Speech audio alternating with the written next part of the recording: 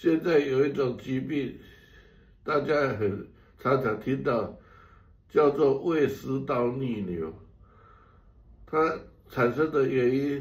很简单，就是你晚上要睡觉，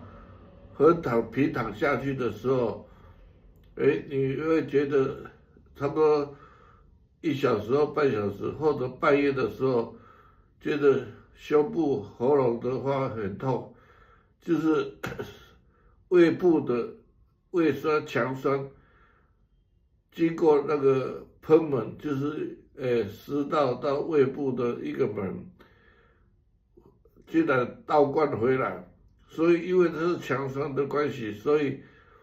食道的黏膜受不了，引起的胸痛。这个其实很严重。第一，最主要是胃酸那个贲门就是松弛，那有时候就是会呛到，或者产生溃疡，然后变成严重的食道炎或者胃的上部的溃疡。所以遇到这种情况，要赶快就医就是要以胃镜下去看看是严重的情形，到底胃有什么问题那第二方面，晚上9点以后不要吃东西，不要少吃糯米，稀饭这种不容易消化的食物，少吃刺激性的，比如辣椒、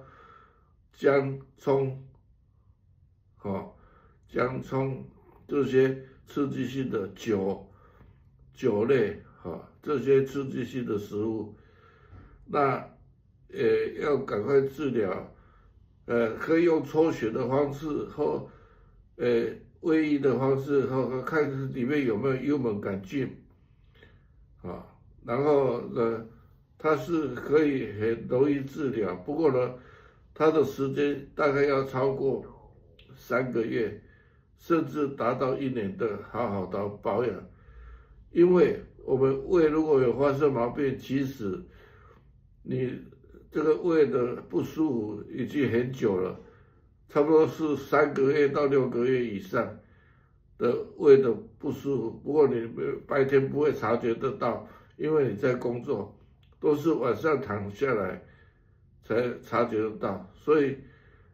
晚上的时候，你如果有胃食道逆流，就是尽量把上半身躺高一点，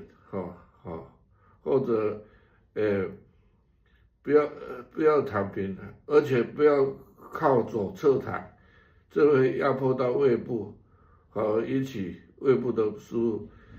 服，这是胃食道逆流麻烦的地方，一定要赶快治疗。